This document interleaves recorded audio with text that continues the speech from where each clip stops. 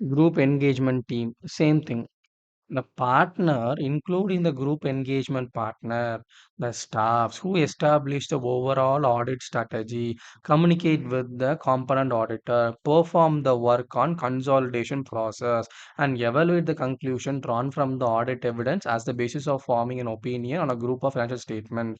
This group engagement team. So who want all coming into the team partner, not only the main partner, the person who is joined the partner, that is the staffs, not only the staffs who are all responsible, or we may hire an expert. He is also a part of the team, that is an engagement team. So what they do some work. For what consolidation process they will do.